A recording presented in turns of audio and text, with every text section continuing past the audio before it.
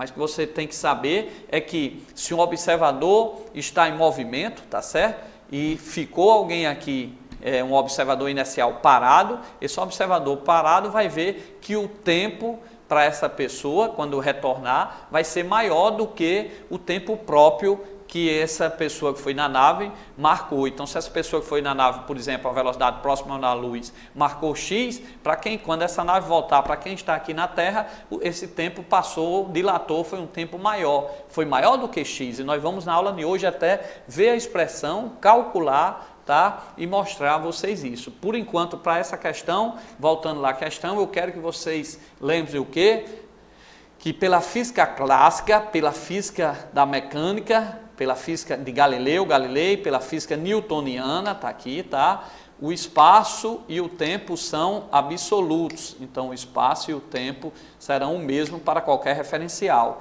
Na teoria da relatividade, quem é absoluto, quem é constante é a velocidade da luz do vácuo, então o espaço e o tempo têm que se acomodar a essa nova realidade. E nós vamos já explicar que o espaço se contrai e o tempo se dilata, então resposta letra D, ok, vestibulando? Então, dessa feita aí, nós resolvemos a primeira questão. Só relembrando aí, com o advento, com o surgimento da teoria da relatividade de Einstein, alguns conceitos básicos da física newtoniana, entre eles espaço e tempo, tiveram que ser revistos. Qual a diferença substancial desses conceitos para as duas teorias? Então, para Newton, espaço e tempo era absoluto, tá? Absoluto, lembre-se disso. Qualquer um que medisse ia medir o mesmo valor em qualquer referencial. E para Einstein o espaço se contrai e o tempo se dilata dependendo do referencial, ok? Então o espaço e o tempo para Einstein ele era relativo em consequência do segundo postulado de Einstein, que eu botei aqui para vocês, que ele diz que a velocidade da luz ela é constante, o postulado da constância da velocidade da luz, ok? Então, vestibulando, vai para cá, para cá, para cá. Bom, nós não vamos aqui explicar tudo direitinho, mas veja bem o que aconteceu. A mecânica de Newton passou até ser as leis de Newton, na época foi considerado leis, porque todos os eventos, aquela teoria de Newton explicava. Então, se aquela teoria que Newton criou explicava todos os eventos, então passou a ser chamado as leis de Newton. Mas com o avanço, né, com o eletromagnetismo, as equações de Maxwell, né, a constante da luz C, depois ver que a luz se propagava no espaço e naquela mecânica, na física clássica, a luz necessitava de um meio para se propagar, eles não aceitavam que a luz saísse lá do Sol e chegasse aqui para a Terra, e do Sol para a Terra nós sabemos que o espaço é formado de vácuo, sem matéria, então a luz hoje chega pelo vácuo. Mas naquela mecânica ninguém aceitava, tanto que tinha que ter um meio, né? E inventaram aí que o vácuo, que hoje a gente sabe que não existe meio material entre o Sol e a Terra, é um vácuo, tá certo? Mas para aquela época tiveram que inventar que existia um meio aí chamado de éter, deram até um nome para o éter, não tem nada a ver com esse éter de hoje, tá? E deram um nome para éter porque era necessário que a luz se propagasse num meio material. Então, eles não aceitavam o que hoje a gente sabe que é um vácuo, que não tem matéria entre o Sol e a Terra, tá? E que a luz se propaga no vácuo, porque a luz é uma onda eletromagnética.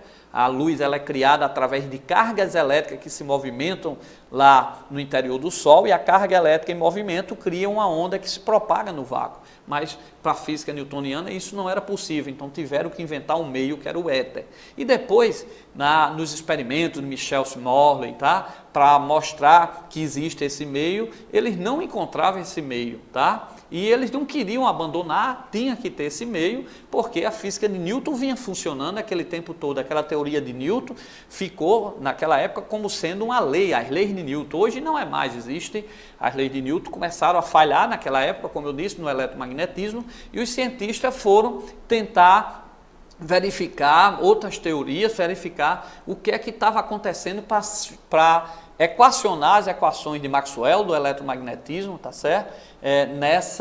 Nessa nova realidade desses experimentos que eles viam no eletromagnetismo existia, mas que não estava de acordo com as leis de Newton. E como as leis de Newton já existiam ali há séculos, né? Era tido como paradigma, eram corretas, então eles tinham que adequar. Aí veio Lorentz, que tentou nós vamos até ver aqui o fator de Lorentz, que tentou explicar o que é que estava ocorrendo ali, tá certo? Inclusive a teoria de Einstein, esses dois postulados que nós vamos ver aqui, daqui a pouquinho aqui, as fórmulas, os exercícios, como é que se chega a isso. Dizem que ele copiou essa equação de Lorentz, né? Se ele copiou ou não a equação é bem fácil, não tem nada de matemática, é só triângulo, a gente podia até demonstrar aqui, ninguém vai demonstrar isso, porque o vestibular já vem a equação, às vezes ele já dá o próprio fator, tá? Mas se fosse necessário a gente fazia um cálculo bem simples. Então, o que muda é que Lorentz tentou mostrar usar a velocidade da luz constante, se adequar à teoria de Newton,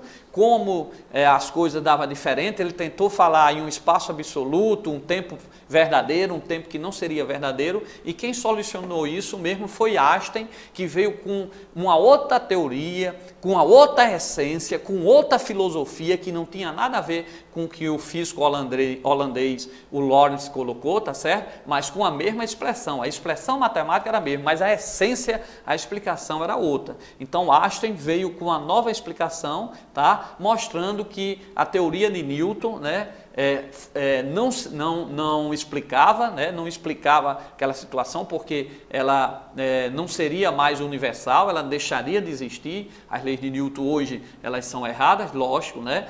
Veio uma nova física com outro conceito, que é a física de Einstein, onde Newton considerava o espaço e o tempo, como a gente viu naquela questão, absoluto, e Einstein disse que não, o espaço e o tempo passam, o mesmo evento pode ocorrer num certo tempo para um observador, e para outro observador ele vai levar um outro tempo, como nós vamos já ver aqui, diferente. Então foi uma outra física. Agora, lógico que para a velocidade próxima, essa teoria de Einstein, ela se aproxima dos valores de Newton, mas a teoria de Einstein hoje é uma lei. Por quê? Porque ela explica tudo, tá? E a teoria de Newton deixou de ser lei, porque exatamente ocorreram muitos e muitos eventos que a teoria de Newton não explicava, não se via, né?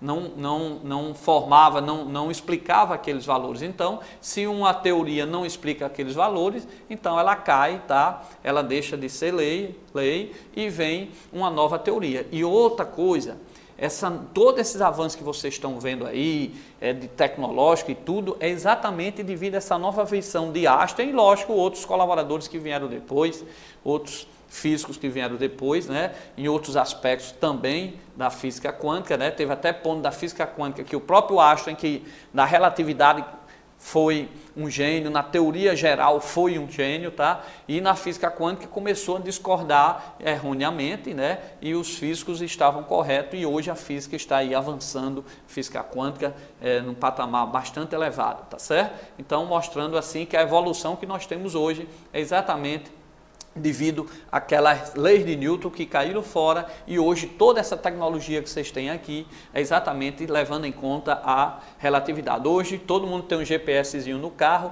para se localizar ali, a velocidade dos satélites, né, mesmo sendo em torno de 14 mil quilômetros, tá certo? Por segundo, é pouco em comparação à velocidade da luz, mas já tem que olhar toda essa teoria de Einstein, todos os aspectos relativísticos para funcionar. Se não fosse levado isso em conta, não funcionava. Então, tudo que nós temos aí de inovação é devido a esse novo advento. Então, o universo de Newton foi substituído por um novo universo, o universo de Einstein e, lógico, de outros colaboradores que estão fazendo a física nesse momento. Beleza? Então, vamos agora para uma outra questão, e a gente vai ao longo dessa aula entendendo esses assuntos aqui que a gente está comentando para vocês. E depois também fazendo uns cálculos. Acompanhe aí no exercício. A teoria, uma questão da UFRN, a teoria da relatividade especial ou restrita, tá? Prediz que existem situações nas quais dois eventos que acontecem em instantes diferentes para um observador em um dado referencial pode acontecer no mesmo instante para outro observador que está em outro referencial inicial. Ou seja, a noção de simultaneidade é relativa e não absoluta. Então vamos reler aí, pessoal. Essa aula está sendo ao vivo hoje, vocês ainda não têm, daqui uns 3 dias vai estar no blog, então vamos repetir para vocês acompanharem. A teoria da relatividade especial ou restrita, tá? Prediz que existem situações nas quais 2 eventos que ocorrem em instantes diferentes para um observador em um dado referencial pode acontecer no mesmo instante, ou seja, ser simultâneo para um outro observador, tá? Então, a noção de simultaneidade é relativa e não absoluta. A relatividade da simultaneidade é consequência do fato de que a relatividade da simultaneidade é consequência do fato de que para cá, vestibulando. Então, nós já vimos que Newton, o espaço-tempo era absoluto. Quem marcasse um tempo para um evento, qualquer outro observador ia marcar o mesmo tempo. Se uma bola percorresse em 2 segundos 10 metros, para qualquer outro observador, ou parado, ou passando em MRU, em referencial inercial, também ia marcar a mesma distância. Para Einstein, não. Um evento pode ocorrer aqui, levar 2 segundos, e para outro observador pode marcar 3 segundos, o mesmo evento. Então, nós vimos que ocorre a dilatação do tempo e a contração do espaço, tá certo? Bom, dessa forma, existem algumas consequências que nós vamos ver aqui daqueles 2 postulados de Einstein. O primeiro, que as leis da física são as mesmas para qualquer referencial inercial, e o segundo, que a velocidade da luz no vácuo é constante, tá certo? Então, esses 2 postulados. Desses 2 postulados, ocorreram algumas consequências, e nós vamos ver essas consequências e depois nós vamos voltar para explicar esse exercício aí, ok? Acompanhe aí na telinha. Consequências da relatividade especial. Primeira consequência. O intervalo de tempo em um referencial em movimento, em relação ao observador externo, parece ser para este maior do que o seu próprio intervalo de tempo. Então, isso é uma consequência que a gente tem que aceitar, tá, vestibulando? E eu vou já mostrar com o número e vou explicar também como foi feito isso experimental. Olha só, aprendam isso. Consequência da relatividade de Einstein. A relatividade especial ou relatividade restrita. O intervalo de tempo em um referencial em movimento em relação ao observador externo parece ser, para este, maior que o seu próprio intervalo de tempo. Dilatação do tempo. Olha para cá. Vestibulando. O que ele disse aí é que o intervalo de tempo, né, para quem está em movimento em relação ao observador externo parado, então se você está aqui em movimento, tá? O intervalo de tempo, vou ler para vocês, o intervalo de tempo em um referencial em movimento, minha mão direita aqui em movimento, em relação a um observador externo, minha mão esquerda parada, parece ser, para a mão esquerda, maior que o seu próprio intervalo de tempo. Então, é para cá. Então, o que essa consequência desse intervalo de tempo é que se você anda aqui a uma certa velocidade da luz, tá certo? A uma velocidade próxima da luz, ou qualquer velocidade, mas isso a gente percebe velocidade maior, tá? Quando você anda e você retorna, quem estava em movimento vai marcar um tempo. Mas para o observador que viu isso tudinho parado, tá? Ele vai marcar um tempo maior.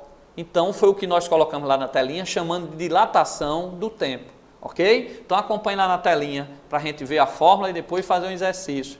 O intervalo de tempo é um referencial em movimento, em relação ao observador externo, parece ser, para este observador, maior que o seu próprio intervalo de tempo. Então, vestibulando, existe uma fórmula aqui que o tempo relativístico, porque nós vimos que o tempo vai variar, não vai ser mais absoluto, ele é um fator de Lorentz, que nós vamos já relembrar vocês o que é, vezes o tempo próprio.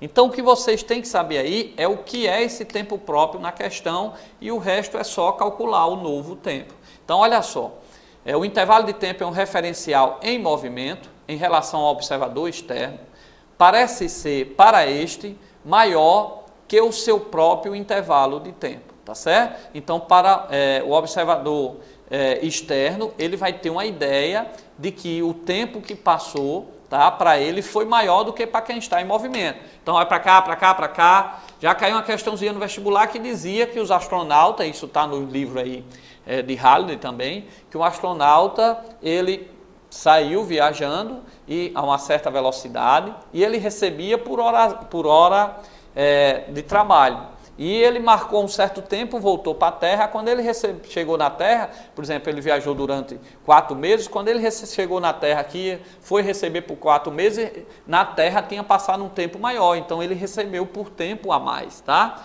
Então isso significa dizer que quem está em movimento, eu tenho um tempo, quem está aqui na Terra parada vai marcar um tempo diferente. E isso já foi comprovado, tá? Experimentalmente.